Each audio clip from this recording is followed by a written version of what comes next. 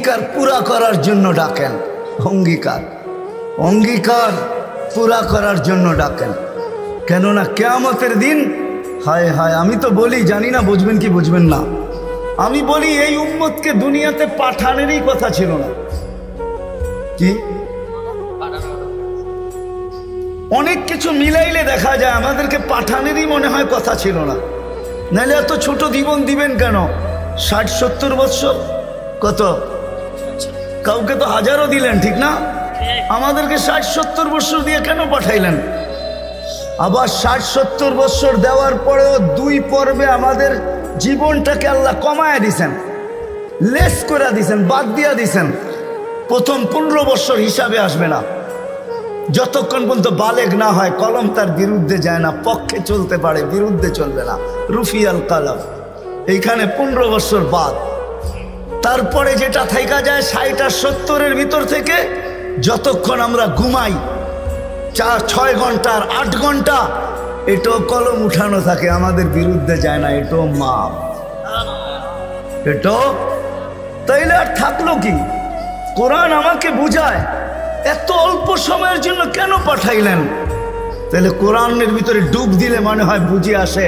আল্লাহ মনে করেন যে কেন পাঠাইলাম, কিয়ামতের দিন তোমাদেরকে আমার পক্ষে সাক্ষী হিসাবে আমার পাশে দাঁড় করাবো।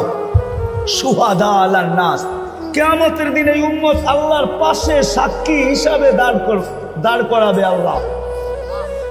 সমস্ত উম্মতের উপরে আমাদেরকে সাক্ষী হিসাবে দাঁড় করাবে আল্লাহর পাশে। ইনশাআল্লাহ এই উম্মত কিয়ামতের মাঠে দাঁড়াবে না, এই উম্মত স্টেজে দাঁড়াবে। স্টেজে আল্লাহর পাশে স্টেজ লাগানো হবে, ওই স্টেজে এই উম্মত দাঁড়াবে। কেননা আসামি আর সাক্ষী এক জায়গায় দাঁড়ায় নাকি? দুইজনের মান একটা, দুইজনের মান ভিন্ন, ঠিক না? আমরা পাশে, না কোরআন বলতেছে শুহাদা আলান নাস ওয়া ইয়াকুনুর রাসূলু শাহীদান আলাইকুম ওয়া তাকুনু শুহাদা আলান নাস। আমরা সাক্ষী। আল্লাহ বলে কম সময় দিয়া কেন পাঠাইলাম জানো? কিয়ামতের দিন কেউ প্রশ্ন করতে পারে যে এরা যে সাক্ষী হিসাবে দাঁড়াইলো, এরা তো দুনিয়াই দেখে নেয়, তাইলে আবার সাক্ষী হবে তো হবে কি কইরা? ওই দিন যেন আমি বলতে পারি এদের পা উঠায়া দেখো, এরা এখনো দুনিয়ার মাটি লাগানো আছে, যদিও কম সময়ের জন্য। মনে হয় আমাদেরকে দুনিয়া পালানোর জন্য আল্লাহ পাঠাইছেন। অনেক সময় বলে না, আরে আপনার টাইম নাই, তাতে কি আসে যায়, আমার বাড়িটা পাড়ায় চলে যায়। আল্লাহ মনে হয় এই জন্য পাঠাইছেন যেন আমরা দুনিয়াটা পাড়ায় চলে যাই। অল্প সময় দিয়ে আল্লাহ পাঠাইছেন, বেশি সময় আমাদেরকে দেন নাই, শুধু নবীজির কারণে। এই জন্যই তো আমি বলি, জানি না ওলামা একমত হবে কি হবে না। এই উম্মত দুনিয়ায় আসারই ছিল না। এই উম্মতকে আল্লাহ বাছাই কইরা, প্রথম তো এই উম্মতকে 3 বার আল্লাহ কুদরতি হাত লাগাইছেন এই উম্মতের উপরে। জন্ম লগ্নে একবার খলাকতু বিয়াদিহি, দ্বিতীয়বার কুদরতি হাত লাগাইছেন হুয়াজতাবাকুম, বাছাই লগ্নে দ্বিতীয়বার আমাদেরকে আল্লাহ বাছাই করছেন। বাছাই সমগ্র মানব জাতির ভিতর থেকে আমাকে উঠাইতে উঠাইতে কত কুঠি উঠানের পরে মনে হয় আমি আল্লাহর কুদরতি হাতে আসছি, আর আল্লাহ বলছে যা তোকে উম্মতে মুহাম্মদী বানাই। বাছাই পড়বে, তৃতীয় আল্লাহর কুদরতি হাত লাগছে আমাদের উপরে। আল্লাহ আমাদের উপরে চিহ্ন লাগায় দিয়েছেন। চিহ্ন, চিহ্ন বোঝেন, যেন কিয়ামতের দিন হারায় না যায়। আল্লাহ সাহাবা জিজ্ঞাসা করছে, ইয়া রাসূলুল্লাহ, সমগ্র মানব গোষ্ঠী উঠবে, আপনি আমাদেরকে খুঁজে পাবেন কি কইরা? তা আল্লাহ রাসূল হাসতেছিল আর বলতেছিল, চিহ্ন লাগানো আছে। চিহ্ন কই, সেই চিহ্ন আবার কি? কই গুররাম মুআজ্জিলিনা মিন আসারিস সুজুদ, তোমাদের নামাজের জায়গা উজুর জায়গার থেকে নূর ফুটা বাহির হবে, আর কারো বাহির হবে না। আমি নূর দেইকা চিহ্ন, তোমরা আমার, আমি ডাইকা ডাইকা কাছে নি। চিহ্ন লাগায় দিয়েছেন কুদরতি হাত দিয়ে, স্টিকার লাগায় দিয়েছেন কুদরতি হাত দিয়ে। স্টিকার চিনেন? কোম্পানির লেবেল আছে, এই যে লেবেল লাগায় দিছে কোম্পানি। আল্লাহ আমাদের উপরে লেবেল লাগায় দিয়েছেন কুদরতি হাত দিয়া। কুনতুম খায়রা উম্মাহ, এটা লেবেল, এটা স্টিকার, লেবেল লাগায় দিয়েছেন তোমরা খায়রে উম্মাহ। আফসোস কোত্থেকে যেমনি আমি হারায় কত দূর চলে গেছি। প্রথম স্বাধীনতা দিছেন আল্লাহ শিক্ষাগত, দ্বিতীয় স্বাধীনতা দিছেন আল্লাহ পেশাগত, তৃতীয় স্বাধীনতা আল্লাহ দিছেন মত আদর্শগত। স্বাধীনতা যদি না দিতেন সব আল্লাহর, আর আপনি টক শোতে বসে বলবেন আল্লাহর বিরুদ্ধে, আর আপনি চিৎকার দিয়া বলবেন গড ইজ নাথিং। হ্যাঁ, অস্তিত্ব কে দিছে? বাক স্বাধীনতা, যেটা মত আদর্শের স্বাধীনতা দিছে আল্লাহ, এই জন্য কিচ্ছু বলে না, শুধু অপেক্ষা করেন অপেক্ষা।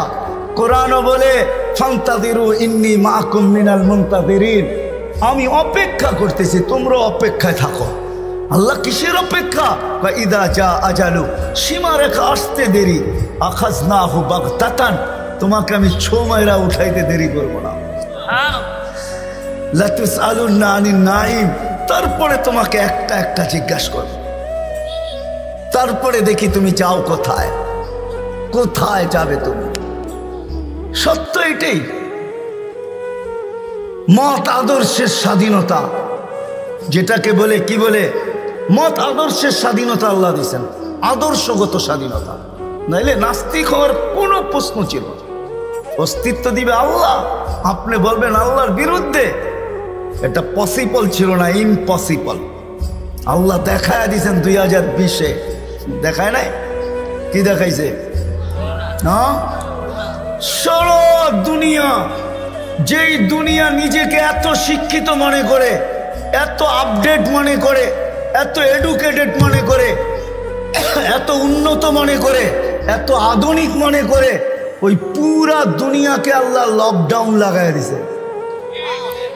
আপনি বলেন আপনাকে মাস্ক পড়ায় নাই, আল্লাহ দুনিয়ারে মাস্ক পড়ায় দিছে, দুনিয়াকে। আপনাকে আমাকে পড়ায় নাই, দুনিয়াকে মাস্ক পড়ায় দিছে। আল্লাহ বলে আমি আল্লাহ, ইচ্ছা করলে যা খুশি তা করতে পারি। কি এখনো বহুত মানুষ মাস্ক পড়া করে, ঠিক না? হ্যাঁ, পড়ে না? কি কি ভয়ে পড়ে? করোনা এখনো আছে, ঠিক না? আপনারা বলবেন আমরা তো কুমিল্লার মানুষ, 2020-ও পড়ি না, ঠিক না? না পড়তে পারেন, কেননা টেলিভিশনে এত বড় বড় দেখছেন, আর ভাবছেন নাকের ছিদ্র তো এত বড় না, এটা যাবে তো যাবে কোন দিক দিয়া, ঠিক না? এখন যদি প্রশ্ন উঠায় মুখ দিয়া যাবে, কয় সারাদিনই তো পান খাই, বিড়ি খাই, সিগারেট খাই, এটা সেটা খাইতে থাকি, মুখ দিয়া যাবে তো যাবে কোন দিক দিয়া, ঠিক না? হ্যাঁ, এই জন্য নাও পড়তে পারেন। আল্লাহ মত আদর্শের স্বাধীনতা দিছেন। চতুর্থ স্বাধীনতা দিছেন সোসাইটিগত, সামর্থ্য থাকলে দুনিয়ার যেই কোথাও বাস করতে পারে। আমি চিনি কুমিল্লার অনেক মানুষ যারা আমেরিকাতে বাস করে, আমি চিনি অনেককে কুমিল্লার যারা অস্ট্রেলিয়া বাস করে, যারা ক্যানাডায় বাস করে, আমি চিনি ইউরোপে বাস করে, চিনি আমি অনেককে চিনি, আমাকেও চিনি। সামর্থ্য আছে, দুনিয়ার যে কোথাও বাস করতে পারে। আর পঞ্চম স্বাধীনতা, এই ছোট জীবনটা, যেমন স্কুলে খেলার সময় একটা পর্ব হয়, যেমন খুশি তেমন সাজো, আল্লাহ বলে এই ছোট জীবনটায় তুমি যেমন খুশি তেমন সাজতে পারো, তোমাকে কিচ্ছু বলবো না। স্বাধীনতা দিনা, নাইলে কোনোদিন সম্ভব ছিল না। তো কথা ওইখান থেকেই বাহির হয়ে গেছে, যতক্ষণ পর্যন্ত আল্লাহ আল্লাহ রসুলের কাছে আকর্ষণের পাত্র না হব। আর আকর্ষণের পাত্র হব আমলের দ্বারা। কিসের দ্বারা? আর আমল জীবনে আসবে দ্বীনি কথা যত বেশি একাগ্র চিত্তে শুনবো, মনোযোগ সহকারে শুনবো, আর দিলে গাঁদবে, তখনই আমল আসবে। আর আমলের দ্বারা আমি আকর্ষণের পাত্র হব। তখন বংশ কি আল্লাহ দেখবেন না। কুমিল্লার মানুষ, কথা শেষ দিকে চলে আসছি, আমি 6 বার আমি বেলালের বাড়ি দেখছি, 6 বার রাদিয়াল্লাহু তাআলা আনহু। আমি 6 বার ইথিওপিয়া গেছি, 6 বার। এই চোখ থেকে পানি 6 বার ঝরছে, শুধু বাড়ি দেখা, ব্যক্তি তো দেখি নাই, কোত্থেকে দেখবো? সে তো অনেক আগে চলে গেছে, তার দেশের মানুষগুলা দেখছি। কিন্তু একটা অনুমান হয়েছে, একটা এটাকে কি বলে, এতটুকু বুঝতে পারছি যে 1400 বছর আগের বেলাল কেমন ছিল। আজকের মানুষগুলোই যখন পছন্দ হয় না, তো 1400 বছর আগেরটা কেমন হবে? আজকের ইথিওপিয়া আদিস আবাবা রাজধানী, ইউরোপের সাথে টক্কর লাগায় উন্নত হইতেছে, ইউরোপকেও পিছিয়ে রেখা দিতেছে। তাইলে আজকেও যদি মানুষগুলা পছন্দ না হয়, 1400 বছর আগের বেলাল কেমন ছিল? কিন্তু বেলাল যেখানে ওইখানে কেউ নাই। কেমন আকর্ষণের পাত্র, জমিনে চললে জান্নাতে পদধ্বনি হতো, জান্নাতে। আল্লাহর রসুল কানে শুইনা ঈসা বলছে, মা বালু খাইয়া বেলাল, এত বড় আকর্ষণের পাত্র কি করে হইলে জান্নাতে তোমার পদধ্বনি? তাও আমার আগে আগে, পিছিয়ে হইতো তাইলে মাইনা নিতাম। আমার আগে আগে দেখতে তো ছিলাম না, তোমাকে পদধ্বনি শুনতে ছিলাম। জিবরিল আলাইহিস সালামকে জিজ্ঞাসা করলাম আমার আগে কে? তো হাসি দিয়া বলল, আবদুকা বেলাল, আপনার গোলাম বেলাল। আয়েশা বলতেছে, হারেস বিন নোমান, তুমি এত আকর্ষণের পাত্র কি করে হইলা?